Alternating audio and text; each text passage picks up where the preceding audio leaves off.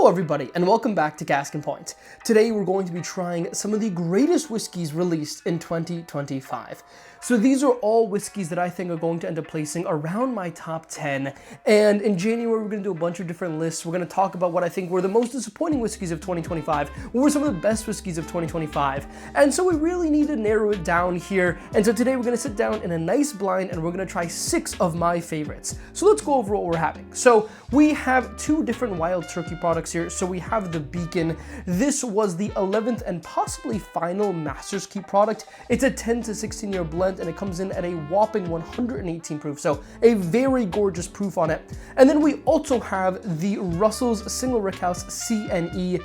Now, if you guys have watched my other Russell's videos, you know I'm actually not that big of a fan of that release. I take Russell's 13 batches 1, 2, 3, and 4 over, I think, every single Rickhouse that has released thus far, but CNE totally blew me away. So I'm really excited to see how it does today in a blind. And so that's going to be a lot of fun. And then we have some others. So we have Calumet 18. I think this is just a no-brainer. I think this is going to be a lot of top 10 lists. I do think the existence of a lot of those Barton 18-year picks, we actually did 2 here at Cask and Point. So if you want to get in on those picks and all the other picks we do, check out the Patreon. But I think the existence of those may have really hurt Calumet 18 because a lot of the best single barrel picks ended up being better than Calumet 18 for the same money, $400 or $500. And so I think a lot of people ended up neglecting this towards the end of the year. But I think it's still a whiskey of the year. When we look at big batch products, nationally distributed products, it's really hard to go wrong with Calumet 18. Even though it's a little bit more expensive than it should be. We have Jack Daniel's 14-year, an absolutely delicious product. I actually finally cracked this bottle for this video. I've gotten by doing 3 or 4 Jack Daniel's videos with just samples, but today we're going to enjoy the bottle from it, so I'm very excited for that. And then, of course, we have 2 BTACs. We have George T Stagg and William Larue Weller. Couldn't go wrong with those bottles. Obviously, these are whiskeys that are consistently in the top 10 every single year. I think a lot of people are a bit cowardly by not ranking them high. Last year, I ended up ranking George T Stagg as my number 1 and William Larue Weller as my number 2 whiskey of the year. Because when I looked at the batch products at large that are nationally distributed, well, honestly, they were 2 of the best. And so that could very well be the case again this year. But I think this is going to be a lot of fun. We have 6 very different pours. Now, I did stick with 6 bourbons for this. I know Tanyard Hill could be up here. I know PFG, which is finished, could be up here. And there are other things that you guys want to see. Let me know down below in the comments. We could do another video of this. We could take some of the winners here and then put those against some things. So if you guys want to see that, if you guys want to see some other stuff, let me know. Hey, everybody. Before we get into this blind here, where we try some amazing whiskeys of the year, like this lovely Wild Turkey Beacon, I wanted to let you all know that we're going to be doing our first ever live stream here at Cask and Point. It's going to be December 30th at 7 p.m. Eastern. It's going to be here on YouTube, so definitely come check it out.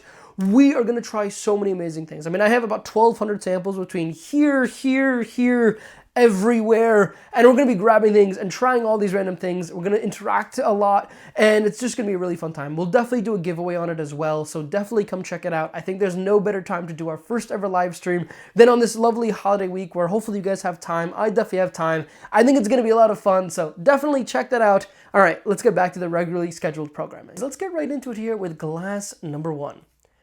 Now, this is a blind, so I don't know what I'm drinking. Obviously, you guys know what I'm having. I'll put it down on your screen, probably in that area. On the nose here, there's a nice oak presence on this one.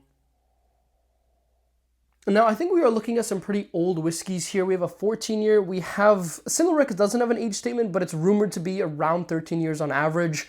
We have an 18-year, we have a 10 and 16-year, so we could call it 13, although we don't actually know the proportions of that blend. And then George T Stagg is 15, William Larue Weller is 12, so at least 12 years in all these bottles, up to 18 with the Calumet 18, so yeah, some nice oak presence on this glass, and I think we're going to get some nice oak presence on a lot of these. I guess it's not that much of a surprise that the best whiskeys of the year are also going to be right in that perfect, 12 to 18-year range.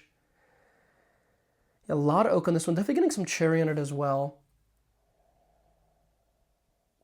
A bit bitter and tannic as I really get into it on that oak structure.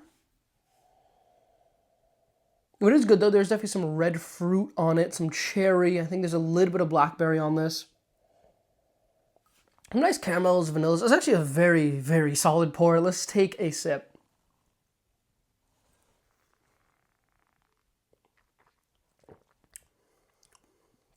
Wow, really nice front palate here.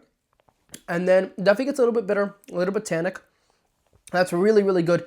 I'm struggling not to give predictions on this one, But I will say I've had all these whiskeys a few times, and in these blinds, I tend to take guesses, at least in my head, about what I think things are. I'm going to try not to do that. I'm going to try to just enjoy the whiskey, give you guys flavor notes, give you guys my unadulterated opinion that's not influenced by what I think these things could be.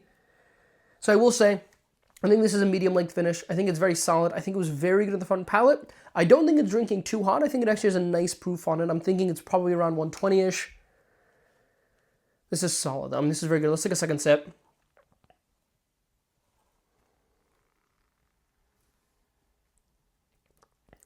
Nice, viscous, oaky mouthfeel. And that front palate is very sweet as well. It just gets a little bitter and tannic towards the mid-late palate here. Still delicious. Still in the mid-8s for me on my rating scale. If you didn't know, I rate everything that I ever drink on a scale from 1 to 10. And so, mid-8s is, I think, close to Whiskey of the Year. I mean, hopefully something here is going to get close to a 9. That's really Whiskey of the Year territory. And of course, a 10 is going to be the all-time greatest whiskey, which I doubt 2025 is really going to have that many of those, but that's okay. All right, yeah, this is very solid here. I think this is probably going to be around average in this flight. I'm expecting some things to be better. I'm expecting some things might be worse, but we'll find out here. Let's go on to glass number 2. Wow, okay. This is also very interesting. More pepper on this one, more tobacco kind of note on this one. Wow. It's smelling thick. Yeah, there are layers to the oak, which is actually really, really nice here. I'm not just getting more of a simple like oak wood. I'm also getting like a deeper, richer, more like a, being in a warehouse kind of, different layers, different oaks throwing them at you. That's nice. There's definitely some vanilla on this one as well. Not especially fruity. It's definitely a little bit hot. Very, very solid pour though. Very oaky. I really like the oak on this. I don't know the proof, but maybe around 125, 130. Which I guess is probably about everything on this light is going to be in that range, so I guess that doesn't mean anything. That is nice though. Let's take a sip.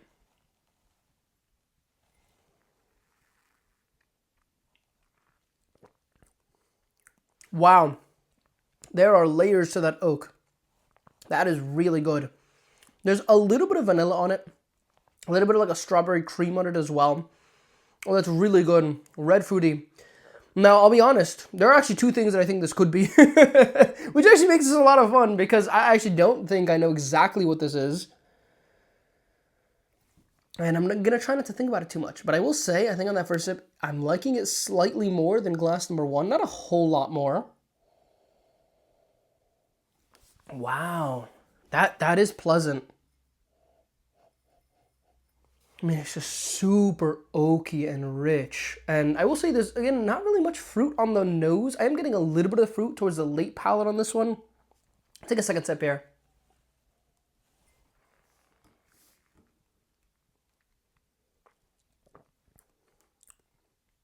Yeah, in a way, it's actually oakier than the first glass.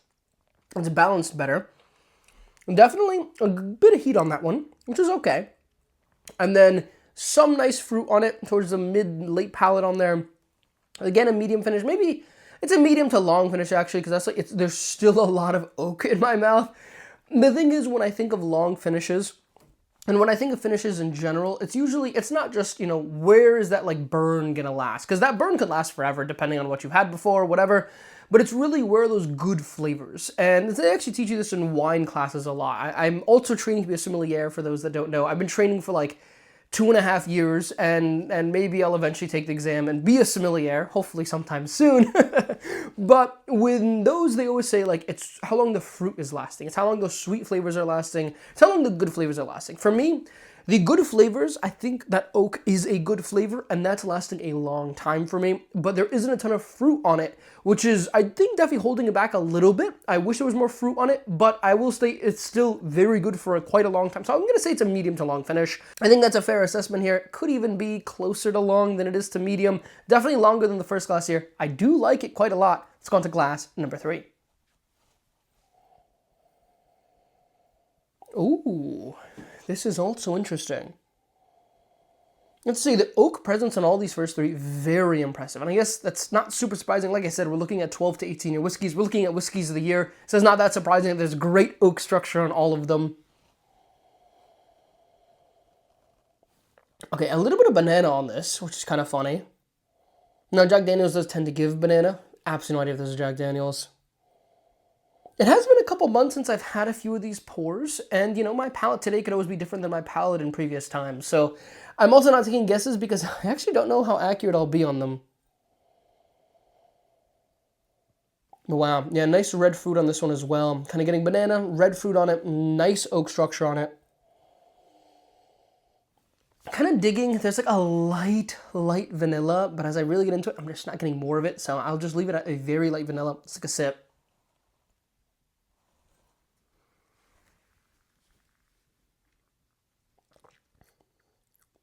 That's nice. That's nice. It's a bit simpler than the last glass. I mean, the last glass had more layers to it. This, to me, kind of has a nice oakiness to it. A nice fruit. Kind of died off a little bit.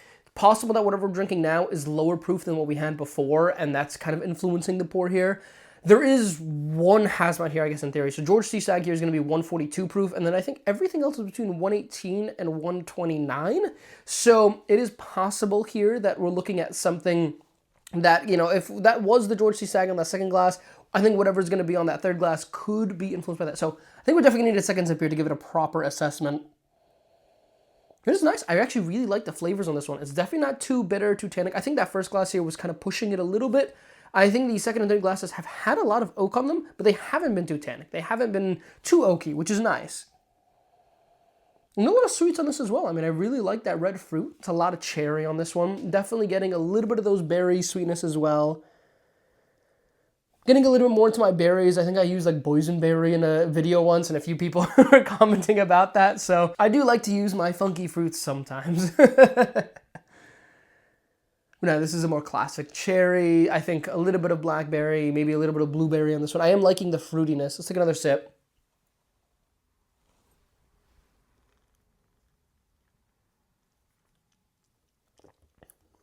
Yeah, as expected. It's better on the second sip.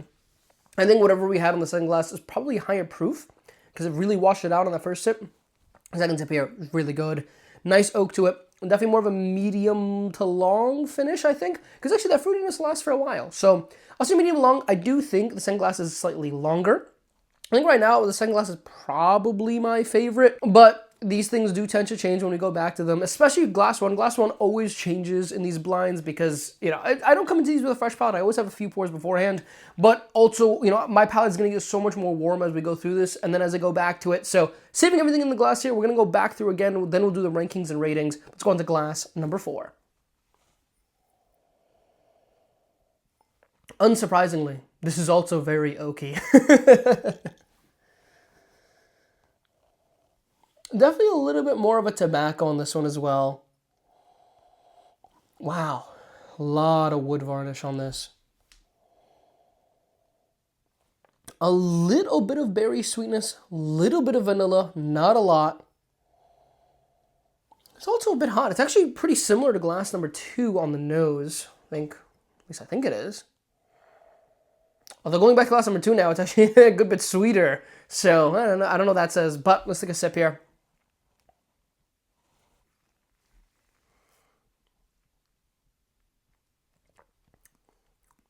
Wow, a lot more oak on that one. Not a ton of fruit. Yeah, that's interesting. So it's leathery, kind of tobacco-y. It's a bit spicy. I'm definitely getting some nutmeg, cinnamon on that one. Like classic baking spices on that one. Medium to long finish as well. Actually, a lot of these are medium to long finishes. I guess, you know, we're looking at really good whiskeys here. I have to say, you know, we drink a lot of whiskeys on this channel that are $1,000, $2,000, you know, $5,000 sometimes. I have to say, all these whiskeys, you know, besides, I guess, the William Larue, all these whiskeys that we're looking here are between maybe 400 and I guess maybe 700-800 on secondary markets, which is obviously expensive. But honestly, we're looking at a lot of pours that are really, really good. Like these are a lot of pours that I think are easily hitting that, you know, this is a special pour. This is, you know, a holiday pour. And I think any of these things, you shouldn't be disappointed with that as a holiday. I mean, that's a great holiday pour.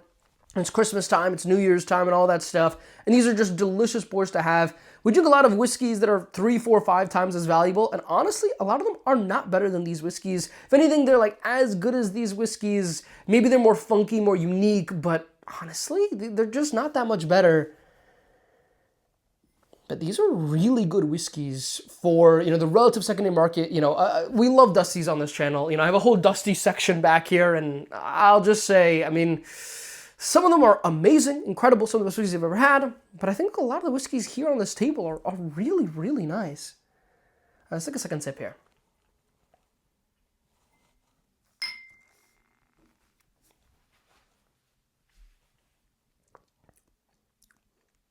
Yeah, a lot more leather tobacco on this one. A lot of caramel. There's a little bit of fruitiness, not a lot of fruitiness on that. It's primarily going to be like a tobacco leather kind of thing going on, which I don't mind. That to me is honestly pretty classic Wild Turkey, but this really might not be the Wild Turkey. I don't want to take guesses. I have ideas for what I think all these four could be, and I'm trying not to think about them because I don't think that they're all going to be right. But I'll just say it's more leather, not as fruity. I do really like fruit, so I'm a bit sad we're not getting a ton of fruit on that one. Still very, very good though. This is going to be a very tight flight. I think we're in the mid-8s for a lot of these. I think glass number 2 might be a little bit higher than the rest right now, but again, things tend to change. Let's go on to glass number 5. Wow. There's some heat on this one. A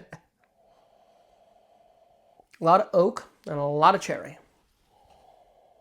I'm just not getting a ton else on this. Like, I'm really trying to dig for it. I think 2, 4. I think some of these others, she had a nicer oak presence to them. And there's certain layers that I'm getting on some of these. I'll say this one is so much fruitier now, glass number 2. So this one probably confuses me the most for what it could be. Because on the first go-around, I thought I had an idea, but on the second go-around, I don't know. I'm not going to think about it. This is a lot of oak, a lot of cherry on this one. Not a ton else, if I'm being honest. Let's take a sip.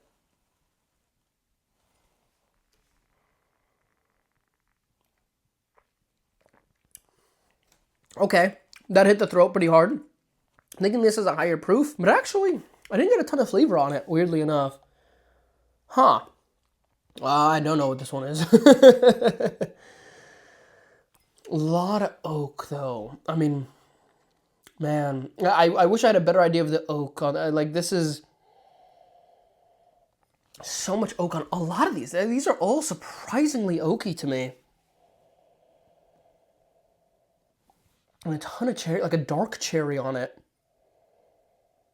But I'm digging. Am I getting much spice? Not really. There's a little bit of cinnamon and nutmeg, but I'm not really getting a ton of those baking spices on it. So there's a little bit of vanilla, but it's primarily oak and cherry. And is that good? Yeah, it's really good. I don't know what I'm looking for.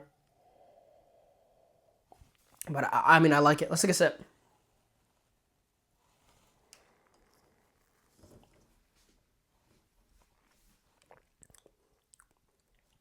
Okay, it is really good. It is really good. It's just really oaky. A little bit tannic. Kind of like glass number 1 in that department. Where I think actually the oak is more balanced on some of these. Just a ton of cherry on that. So much cherry on that one. But actually the finish isn't that long. It's like medium length. Huh. I actually don't love that one as much. And that might be a hot take here. But okay. Let's go on to glass number 6. Ooh, this is nice. There's definitely like kind of leather tobacco thing going on in this one as well. A lot of fruit on this one though. A lot of blueberry sweetness on this one. A lot of caramels and vanillas as well. Not as complex as I think we got on some of these others on the nose. It's I love the fruit. I tend to prioritize fruit in my pours. It's like fruit, then oak, then, like vanilla and all, like, there are other things I like after that. I like the sweetness, so I like vanilla, molasses, stuff like that. But, like, fruit is my number 1 for bourbon, and oak is my number 2. And so this is balancing fruit and oak really well. I will say, though, there was a good amount of fruit on 1, 5, 4 didn't have as much. I think 2 had a little bit, but again, not as much. And then I guess 3 had a good amount as well. So, I don't know. I guess there's actually quite a bit of fruit for the whiskeys of the year. This is nice, though. Let's take a sip.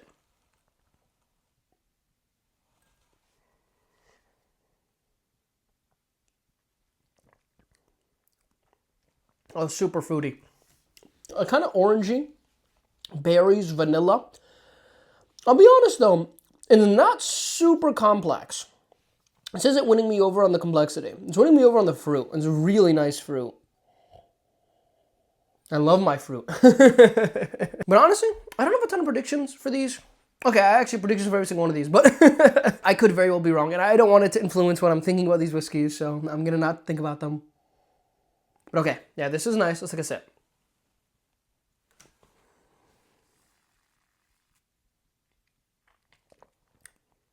Wow. Definitely higher proof on this one. Lots of fruits, lots of caramel.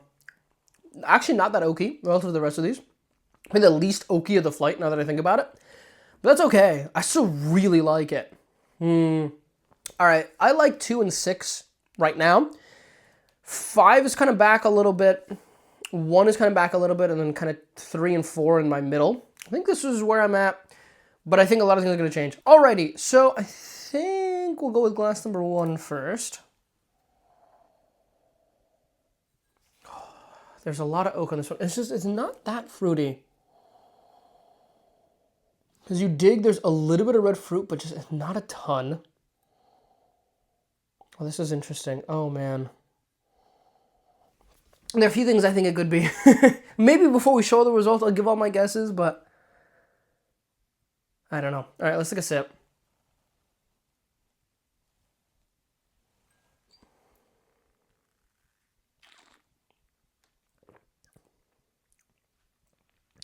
It's nice. It's oaky. There's leather and tobacco on it.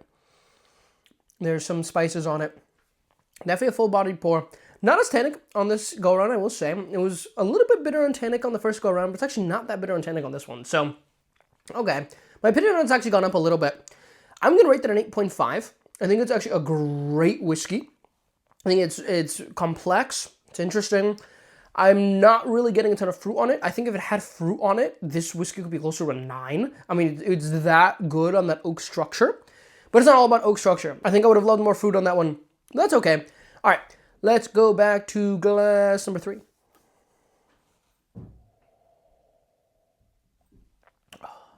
There's banana on this.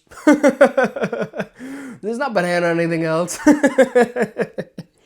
Not confident about much in this flight, but... All right, yeah, this one's good, though. It has a nice oak. It has a nice fruit. Let's take a sip here.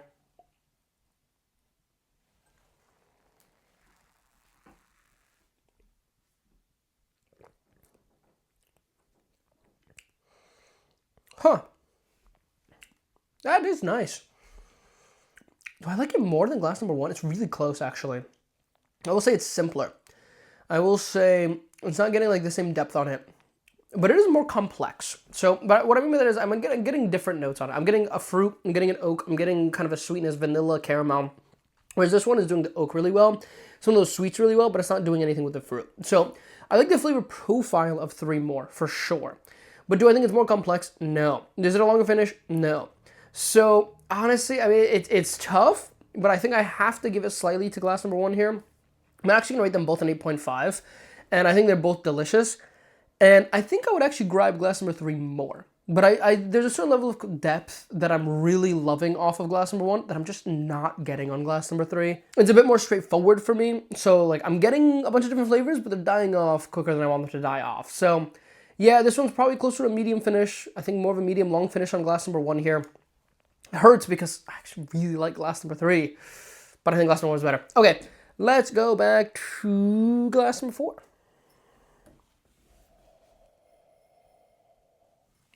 A lot of leather and tobacco on this. And then there is also definitely a nice fruitiness. Man, I'm kind of lost on some of these. But I will say, this flight's actually pretty close. I think that there are some standouts in here. This flight's pretty close. And a lot of 8.5s, 8.6s today, I think. All right, let's take a sip.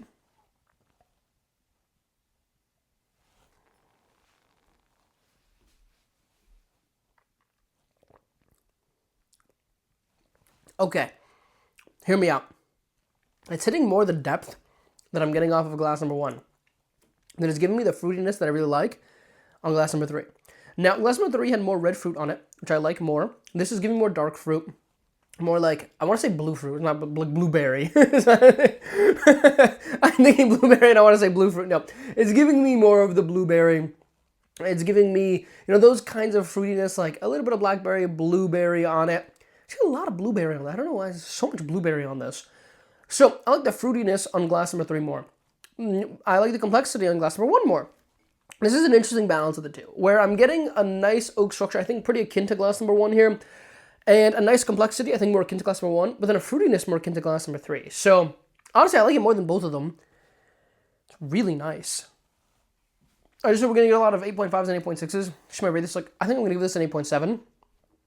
I think it's actually standing above these two by a little bit here. And I don't really know what any of these things are. Like I said, I think we'll give predictions before we get into the end of it, but I might be really off, and that's going to be funny. But all right, let's see glass number 2, 5, and 6 here. Let's do glass number 5.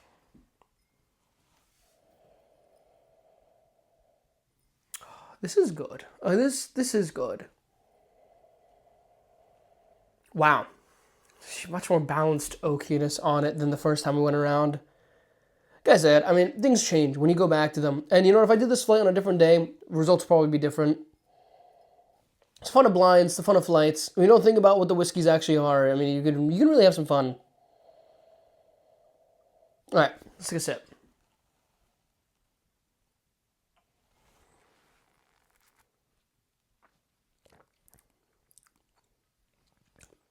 Okay, this is tough. I really like the dark cherry on it, and oak on it. It's not super complex though. It's a little hot. It's definitely high proof on this one. Yeah, this is tough. I think it has to be higher than the 8.5s. Question is it higher than the 8.7? Oh man, I might jump to glass number 2 here. And I'm gonna save glass number 5 for a second here because I'm actually kind of conflicted. It's at least an 8.6, I think, but it's not higher than 8.8. It's within that range, is kind of where I'm at on it. Well, let's go back to glass number 2 real quick. Oh, that is nice.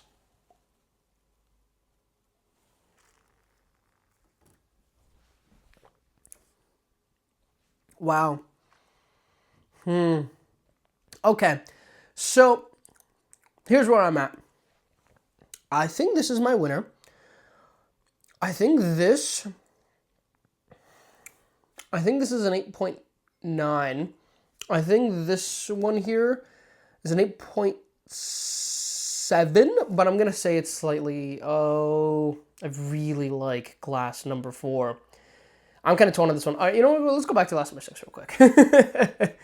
I think our winner is going to be glass number 2, but I don't know about the rest.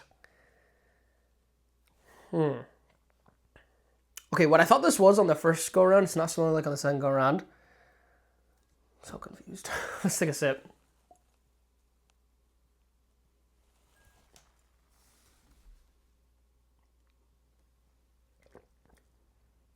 Okay. Much oakier on the second go around. A nice fruitiness on it. Kind of got a little banana, which is weird, actually. Maybe because I'm thinking about banana with glass number 3. But no, and then the oakiness is nice on the front palate. Just the mid and late palate here, it kind of falls off a little bit. It is really nice, though.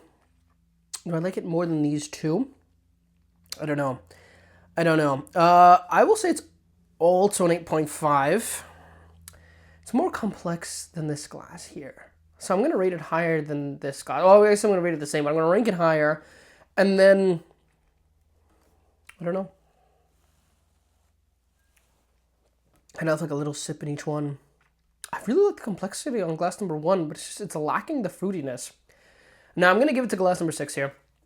I think I'm going to go glass 3, glass 1, glass 6. All right, this is our top 3 here. Let's smell the glasses. I don't know. Really like that one. Really like that one. Really like that one too. Okay. I'm going to give it slightly to glass number 5. I think it's kind of a weird situation where I think I like the profile of glass number 4 more. but there's a certain depth that I really like on glass number 5. Glass number 5 is struggling on the complexity, doing really well on the depth, which is to say it's not having a bunch of different notes, which is what I would say is complexity, but the few notes that it does have, that oak, that cherry, is doing really, really well. Okay, we ranked everything. I think it's time we find out what we're having here. I have my predictions. I don't know if you guys want to hear my predictions, so I guess skip 20 seconds if you don't want to hear my predictions, but here are my predictions. I think that's the Jack Daniels because it had banana on it. That has to be the CNE or the Beacon because it's just so much wild turkey on it. I'm going to go with the Beacon because Beacon has less fruit on it. I think that's the William Larue. I think that's the GTS. I think that has to be a CNE and that has to be the Calumet 18. But I will say on the first go around, I thought that this was a lot more the Beacon. So if this is Beacon and this is Calumet 18, that wouldn't surprise me. They both kind of lack fruitiness on it, but have a really nice oak structure. So that's kind of where I'm most torn. I'm pretty confident that this is the Jack Daniels, and I'm pretty confident this is the GTS. I think everything else totally surprised me. All right, let's find out what we're having. So I have a little cheat sheet here. Glass number 3 in last place. Still with an awesome 8.5. We have glass number 1 here. All right, Jack 14. Yeah, sure. It had banana on it. I don't know. You get banana, you think Jack Daniels. It had a little bit of charcoal on it. I don't know. It was really nice. I think I stand by. It's not as complex as a lot of these whiskeys are, but I really like the flavor profile. That is a fresh crack, so I don't know how much that influences things. But I think we've now done 4 videos on Jack Daniels 14, and they've always been like an 8.4 and 8.5. So I guess it's a pretty consistent spirit, and I really like it. It's very solid. Definitely a whiskey of the year contender. I think it's definitely going to end up being in my top 10. But you know what? When I first tried it, I thought it might be closer to top 5, top 3, but I guess it's not. But anyways, in glass number 1 here. Glass number 3 is the Beacon. Okay, sure. Yeah, I mean, Beacon's really good. I wish it had more fruit on it. That's kind of where I'm struggling here. This does mean that I put the CNE higher than it. I guess that's kind of funny. But yeah, I mean, honestly, when I've done reviews on Beacon and then I did a review on the CNE, I kind of just figured, like, the CNE is so good. Now, this bottle is actually sealed. I had another half ounce of the sample that I got, so I figured I'd throw that in. We'll crack this another time. Crack the Jack Daniels 14 today, and, you know, I can only crack so many of my personal collection bottles so quickly. I don't know. I don't like cracking a million things all at once, but I don't know. I mean, the next video we do with it, which I think it's worthy of a couple more videos, it seems like, we'll crack into that bottle. We'll see how it is. That's really nice here. I really did think it was the Calumet 18 on the first go around there, which is interesting, because it did get a little bit bitter and tannic, which is what I would associate with the Calumet 18. But the second go around, I guess it didn't do that as much, so that's why I kind of thought it might have been the Beacon. But yeah, that's interesting that the flavor profile between that and the Calumet 18 is so similar. So glass number 6 here, I guess, is going to be for Calumet 18. Okay, so yeah, not a big surprise there. Yeah, I mean, these two are actually really close, now that I think about it. I think there's slightly more fruit on the Calumet 18. I think they both have great oak structures to them. Impressive that Beacon, 10 to 16 years old. It's smelling and tasting older than, I guess, an average of 13. It's actually smelling a lot closer to that 16-year-old. So, yeah, really interesting here. That 18-year, it smells like an 18-year. I don't know. On the first go-around, though, it didn't have as much oak. I think at one point I even said it doesn't have, like, that much oak on it at all. It has the least amount of oak on this flight. And the second go-around, it had so much more oak on it. So, again, I don't know what happened here. Maybe glass number 5 is something that's higher proof and messed with my palate on glass number 6. I may be a little bit more technical than we need to be on this, but honestly, I mean, we're deciding whiskeys of the year. I really want to think about how other pours could have influenced these pours. I'm trying to figure out why I thought that glass number 6 didn't have as much oak on it, but I don't know. I guess let's go on to glass number 4 here. That is going to be the CNE. Okay, yeah, I mean, no surprise here. I think over time, these two kind of stood out as the Wild Turkey ones, and then I guess the glass number 6 could also have been the Wild Turkey one. So I guess these 3 were all very close-ish to me, but yeah, I lean CNE. I mean, it doesn't have the oak structure on Beacon, I think, but it has so much more sweetness on it. It has the blueberry, it has the caramel on it. It's honestly a pretty cheap bottle, relatively speaking, to this market. I think the secondary on this bottle is about $400. MSRP is $300. So, I mean, as that secondary goes down, you may even be able to find this close to MSRP. And, you know, that's honestly not a bad buy. At 8.7, that's actually, I mean, after I did the video on it, I went out and got a bottle. So, you know, I don't have a bottle of all these whiskeys of the year, and I don't have a bottle of everything in the world. I have some cool things back there, but I don't have everything. But I got a bottle of CNE after I tried it. So, I guess, take that information for what you will, but that is how I spent my money after I had tried it the first time. But anyways, it looks like the BTACs got 1 and 2. That is unfortunate here, and I think I know what they are. So, in glass number 5 here, we have, unsurprisingly, the George T Stagg. And in our first glass here, we have the William Larue. Yeah, so William Larue was awesome. I will say this George T Stagg has gone down in my rating. So when I first tried it, it was a 9.0. Then I think when I tried it again, it was either an 8.9 or a 9.0. I was really torn. I think today I got an 8.7. So it's kind of been going down a little bit, and I will say I did try it in between these 3 videos that I've done, and I also thought it was a little bit worse than what I thought. So I don't know. I still really like it. I think I stand by an 8.7.